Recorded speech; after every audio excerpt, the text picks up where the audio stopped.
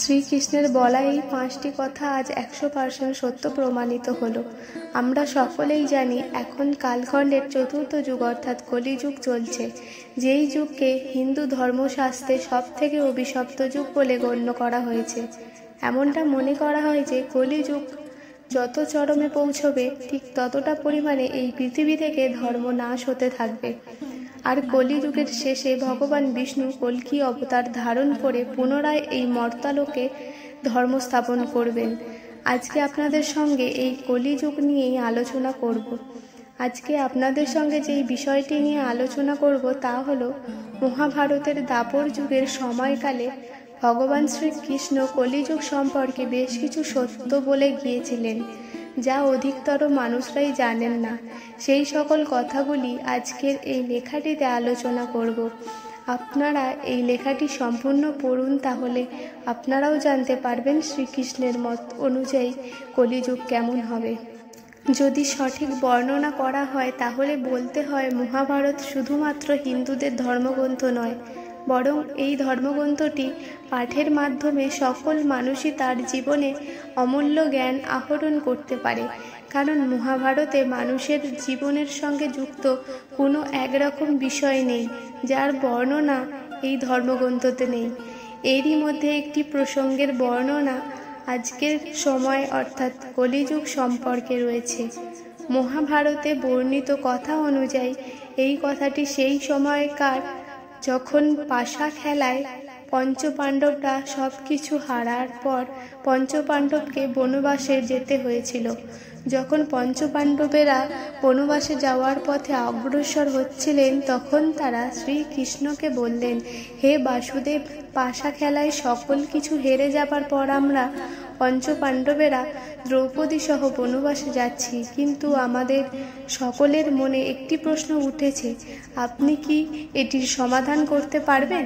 পঞ্চপাণ্ডবদের এই সকল কথা শোনার পর শ্রীকৃষ্ণ তাদের বললেন, এটা তো এই বিষয়ের উপর নির্ভর করে যে তোমরা আমার কাছে কি জানতে চাও। তখন যুধিষ্ঠির বললেন, হে কৃষ্ণ, যেমনটা আপনি জানেন দাপর যুগের অন্তিম কাল খুবই নিকটে এসে গিয়েছে।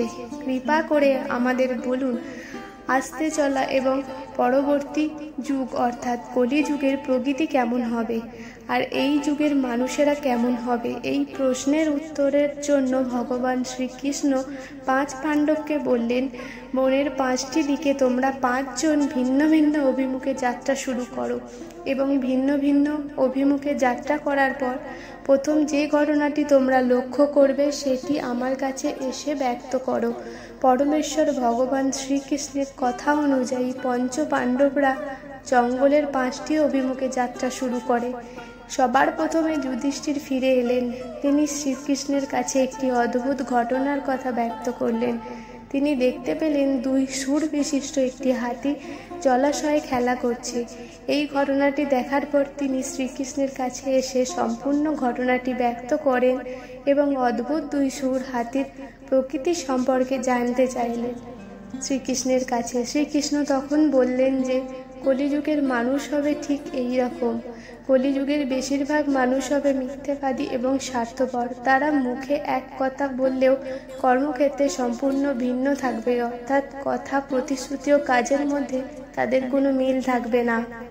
এরপর ভীম ফিরে এসে তার অভিজ্ঞতা ভগবান শ্রীকৃষ্ণকে জানালেন। তিনি বললেন তিনি একটি গরুকে তার বাছুরকে চেটে চেটে আদর করতে দেখেছেন, কিন্তু গরুটি এত পরিমাণে তার বাছুরটিকে চাটছে যে বাছুরটির গায়ের ছাল উঠে রক্তক্ষরণ হচ্ছে। এই ঘটনা ভগবান শ্রীকৃষ্ণ শোনার পর বললেন, কলিযুগের পিতা মাতা তাদের সন্তানের প্রতি অন্ধ ভালোবাসা ও স্নেহই সন্তানের ক্ষতির কারণ হয়ে উঠবে। অন্যদিকে অর্জুন তিনি ফিরে এসে শ্রীকৃষ্ণকে বললেন তিনি একটি শকুন দেখেছেন যার বিশাল আকার ডানায় বেদ লিখিত আছে, কিন্তু শকুনটি নরমাংস ভক্ষণ করছে। অর্জুন পরমেশ্বর শ্রীকৃষ্ণ ভগবানের কাছে এর কারণ জানতে চান। তখন শ্রীকৃষ্ণ বললেন, কলিযুগে ভণ্ড সাধকের পরিমাণ বৃদ্ধি পাবে, অর্থাৎ যেসব মানুষই জ্ঞানী হিসেবে স্বীকৃত হবে তাদের বেশিরভাগেরই মনোভাব থাকবে ওই শকুনের মতো। ওপরে ধর্মসাধকে মোড়া, জ্ঞানী মানুষগুলি আদতে নিজেরাই হবে ধর্মভ্রষ্ট। এরপর নকুল ফিরে এসে ভগবান শ্রীকৃষ্ণকে তার অভিজ্ঞতা জানালেন। তিনি শ্রীকৃষ্ণকে বললেন, এক বিশাল আকার পাথরখণ্ড পাহাড় থেকে গড়িয়ে নিচে পড়ছে। কোনো বৃক্ষ তাকে আটকাবার ক্ষমতা রাখছে না। সেই পাথরটি সব কিছু দুমড়ে মুচড়ে ভয়ঙ্কর গতিতে নিচের দিকে নেমে আসছে। এইভাবে কিছুক্ষণ নামার পর একটি গুল্ম অর্থাৎ ছোট গাছের গোড়ায় এসে পাথরটি থেমে যায় এবং বন্ধ হয়ে যায় তার তাণ্ডব লীলা। এই ঘটনা শ্রীকৃষ্ণকে জানালে শ্রীকৃষ্ণ তার পরিপ্রেক্ষিতে বললেন, কলিযুগে মানুষের পাপের আকার ওই পাথরের মতন হবে, যা তার জীবনকে তছনছ করে দেবে, ধ্বংসের অভিমুখে চালিত করবে গোটা সমাজকে। কিন্তু যদি কোনো মানুষ শুদ্ধ মনে শুধুমাত্র আমারই শরণাপন্ন হয়, তবে তাকে আমি সর্ববিপদ থেকে রক্ষা করব। অর্থাৎ সামান্য ওই ছোট গাছের মতো কেউ যদি আমার ভজনা করে, তাহলে তার সমস্ত পাপ সেখানেই বিলুপ্ত হবে।